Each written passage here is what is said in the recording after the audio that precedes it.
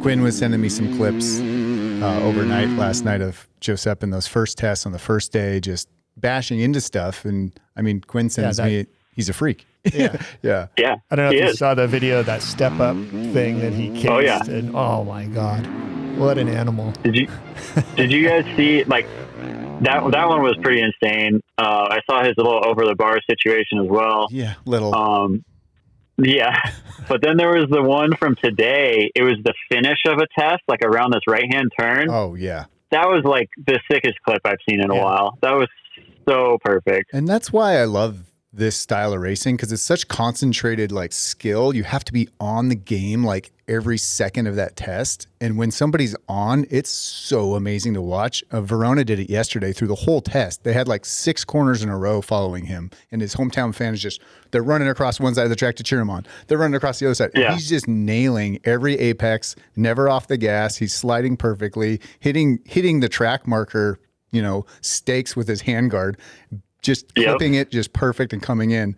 And then today they had a clip of Verona and Josep in that final corner on the 2 different lines they took.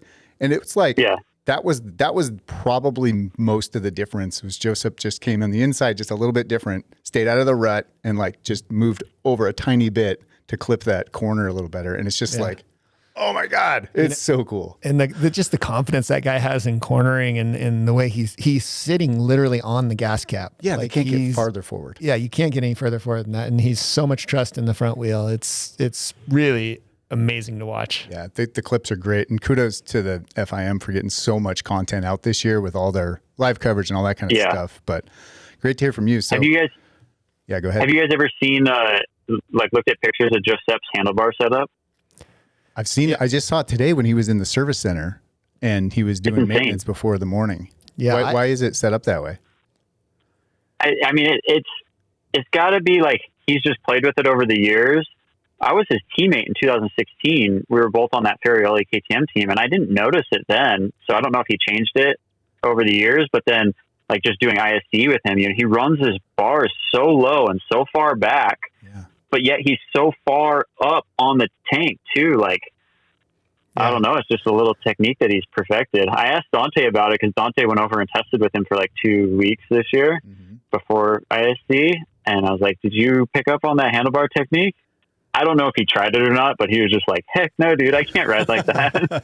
Dante's exactly the opposite. His bars are forward and tall and really like, even tall for me.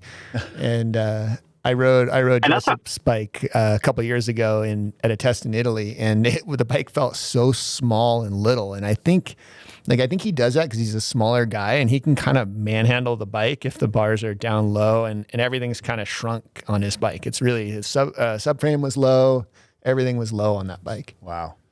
Huh.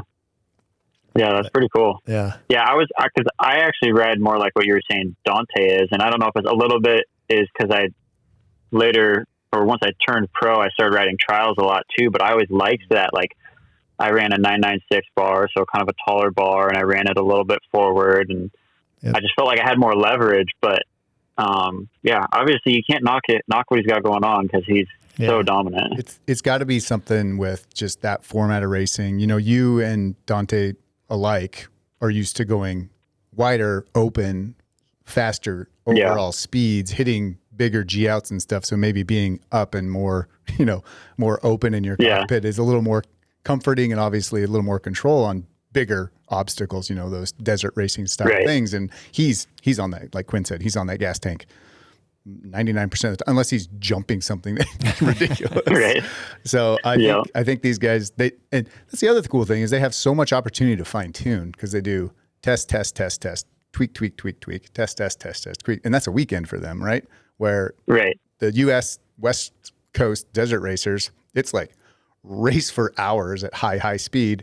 And then you test on a motocross track or you test, doing some off-road loops. But it's not just that repetitive race. That sprint format. That sprint little micro test they do all day to really fine tune stuff. So that's, again, why this sport and this discipline is so rad to me. Not to mention the bikes are super cool. It was 2009. I went to just the Idaho City qualifier. Did really well at the qualifier. I think David Camo won that year. But I was just trying to qualify for the junior team. At that time, it was still a qualifying process, and it wasn't this hand-picked deal that it is now. And I was the top finishing junior rider, but because I was racing Works, and Works is not an AMA series, the guys at the AMA didn't know who I was. And so they picked somebody that finished behind me to be on the team. And it didn't sit super well with me. I was a little irritated on that.